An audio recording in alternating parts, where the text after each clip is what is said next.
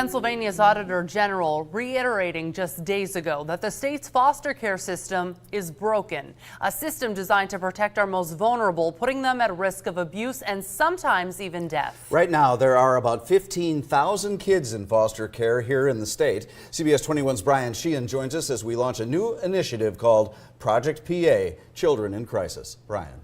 It is our commitment to you, to the children and families in this community, to uncover and figure out how to fix a broken system. We begin with a disturbing story of a young girl in the system and her life of abuse. This story has graphic details and may not be appropriate for some. I have no purpose of life right now. I'm just here. I walk around numb. I feel like I have no purpose on this earth. I know I got kids out there, but I feel like my one little girl was robbed from me, so why would the other ones want me? Montgomery County, 2001. Young mother Rose Hunsaker and her husband Rodney are raising their two girls, a 3-year-old and a newborn, in a home in Norristown they share with several members of Rose's family. Life is going seemingly well, despite Rose's mental health challenges from a 1997 brain injury. Its effects still slightly visible, even today. I couldn't ask for a better life. I had my 2 girls. I had everything. Those 2 girls, 3-year-old Mary Beth, newborn Susan. She was just the most bundleless little thing when she was born. And she was so tiny, but she was like a bundle of joy. Who would later be renamed Grace Packer. I would thought she was always growing to be a beautiful little girl.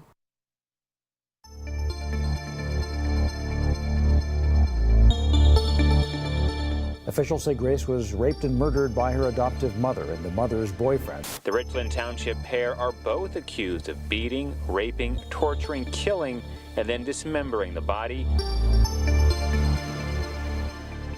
The system failed my children, my daughter, all the way around. The Hunsakers' nightmare began 12 years prior. Shortly after they moved from Norristown to Reading, Children and Youth Services removed the girls from the home, citing allegations of neglect from an unnamed source. I was like, what's the cause of you taking my kids? And that's when they said that there was allegations that there was sexually abused. Your girls would be sexually abused and you didn't do nothing about it. This gives you some facts of... Norristown-based attorney David Tornetta handled about 100 custody cases in his more than 30-year experience.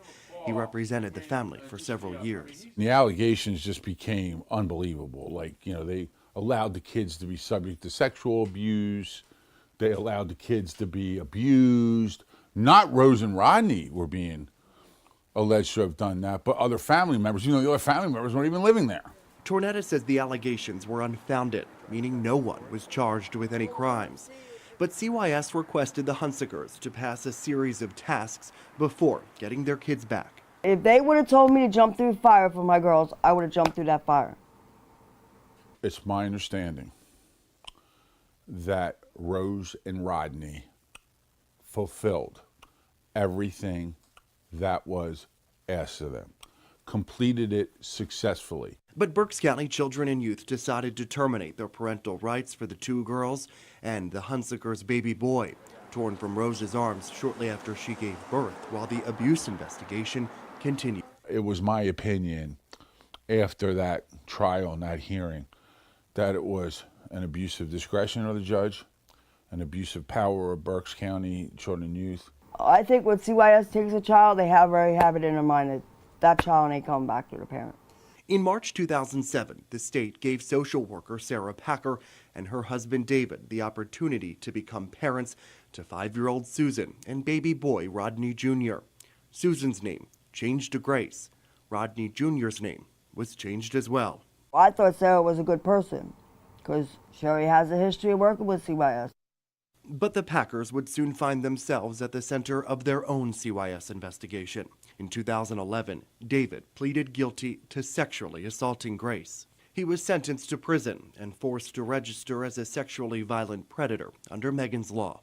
It was just horrible the way my little girl had to live and was never removed from the home. Never. In July, Sarah Packer reported Grace missing from their home in Montgomery County. Then months later, the unthinkable. Human remains discovered in the woods in Luzerne County. They're later identified as Grace Packer, her adoptive mother, and her mother's new boyfriend, Jacob Sullivan, charged with her death. The Bucks County District Attorney says Packer and Sullivan kidnapped Grace, taking her from their Montgomery County home to a rental property in Richland Township, Bucks County. There, it's alleged Sullivan beat and raped her while Sarah watched. Court records alleged they drugged her and left her alone in a hot attic, hoping the extreme conditions would kill her. But it didn't.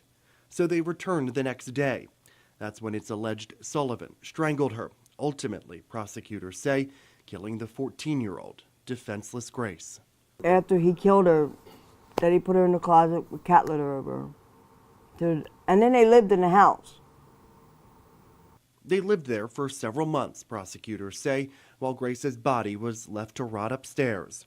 Then in October, fearing the authorities were onto them, police say Packer and Sullivan dismembered her body in a downstairs bathtub and drove them to rural northeastern Pennsylvania, where hunters discovered her remains on Halloween.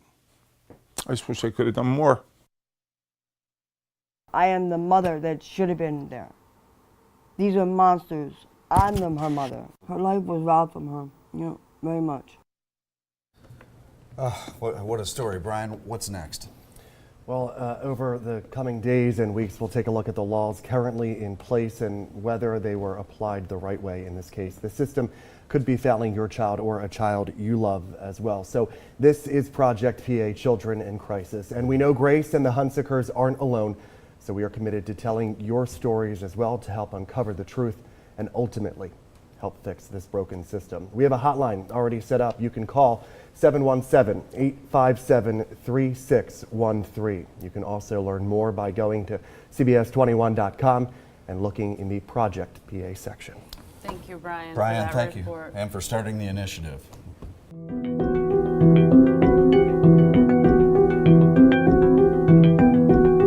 Tonight, we continue our new initiative, taking a closer look at Pennsylvania's foster care system. We're calling it Project PA, Children in Crisis. And while the state works to fix these issues, we are holding the system accountable. And that means looking at how PA compares to other states, examining the laws and figuring out if they're protecting you and your kids. CBS 21's Brian Sheehan explains. The U.S. Department of Health and Human Services website states that reunification, which means getting the family safely back together, is almost always the first goal and in your child's best interest. Now, according to the Kids Count Data Center, when it comes to reunification in Pennsylvania, more than 5,000 kids were reunified with their families between 2016 and 2017. That's a good thing, but here's what's alarming. During that same time period, 1 in 4 kids found themselves back in foster care here in Pennsylvania. And guess what? That's a higher rate when compared to states with more kids in the system. And as you can see, there are quite a few of them.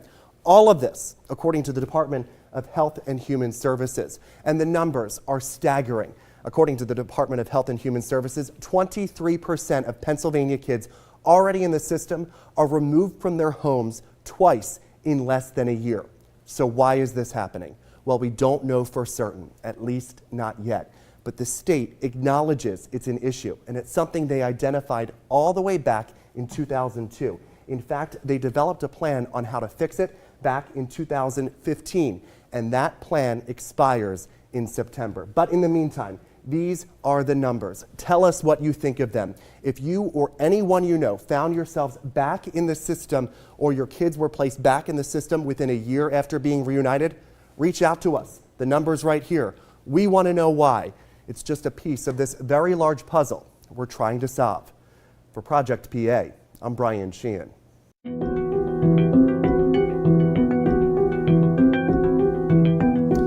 Nearly half of Pennsylvania's teenagers in foster care age out of the system each year. That means they're sent out into the real world without being reunited with their biological families or connected with a new family.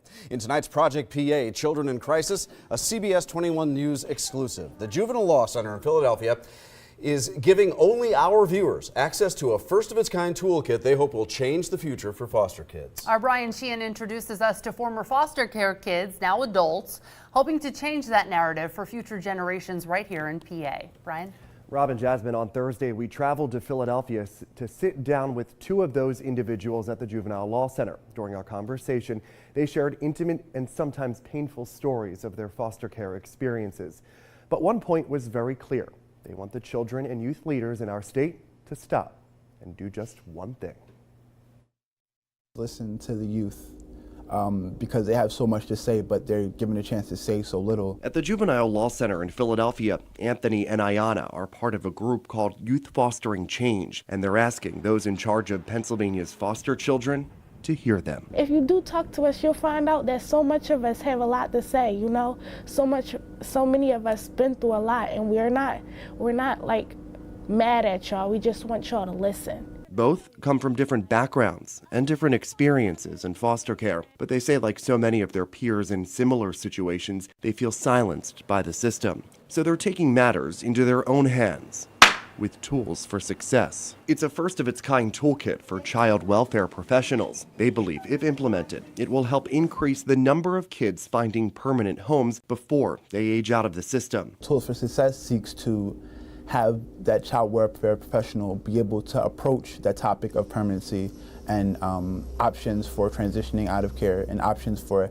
having a permanent and stable time in care by being considerate of the youth's needs. Over the past year, the group worked with lawyers at the center to brainstorm and develop these 7 tools. They range from discussing permanency options with youth, engaging them in planning meetings and dependency court hearings, ultimately connecting them to meaningful relationships and forming a transition plan with valuable resources. Ayanna says these tools are important because, in her experience, she didn't have a voice in the courtroom as judges, lawyers, and caseworkers decided her fate. When does it have a chance for you to talk? When you're sitting in front of everyone talking about your life and what you need to do and what they want for you to do, but you can't even decide what you want to do, and you can't even say what you want to do. Experts at the JLC say this isn't just happening to Ayanna and Anthony. Welfare professionals are supposed to talk with foster children about their hopes and goals for permanent placement, whether it's being reunited with their biological family or becoming part of a new one. But they say that's not always happening, and it can be detrimental to the kid's development. You start acting out in school,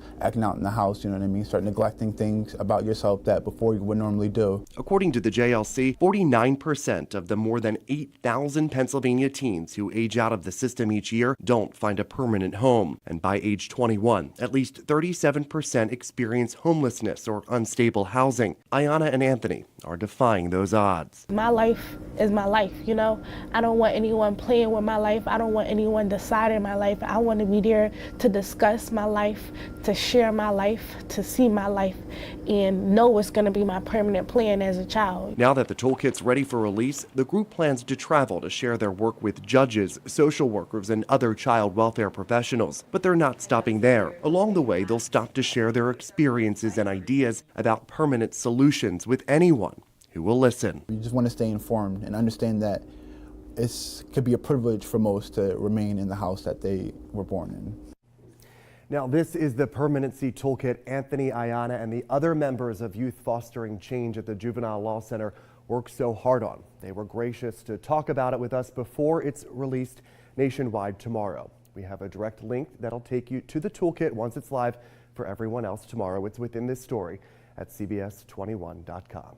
The numbers may seem staggering. 49% of more than 8,000 teens in PA age out of the foster care system each year. Many forced onto the streets with no place to call home. Professionals we spoke with tell us this concerns them because those numbers haven't improved in decades.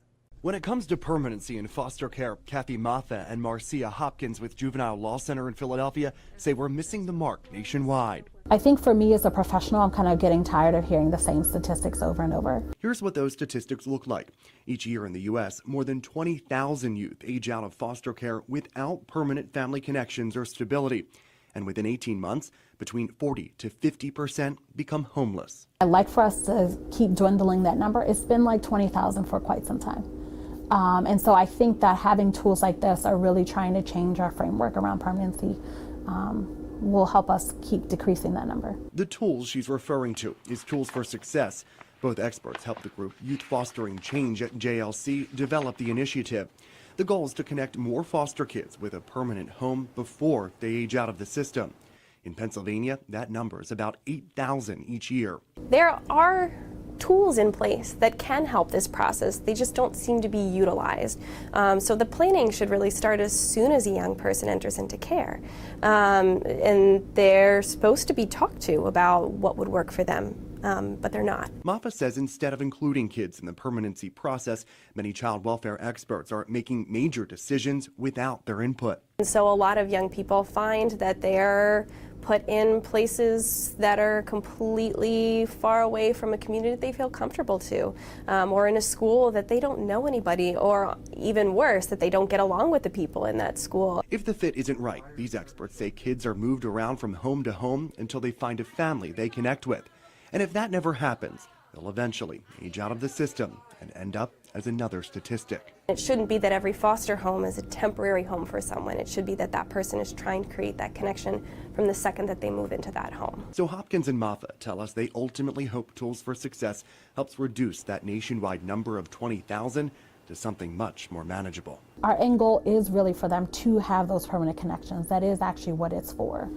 So young people should be leaving with permanent connections. If you missed last week's report with the former foster kids, you can find it in the Project PA Children in Crisis section on CBS21.com. There you'll also find a link to the Tools for Success Toolkit. I'm Brian Sheehan, CBS 21 News.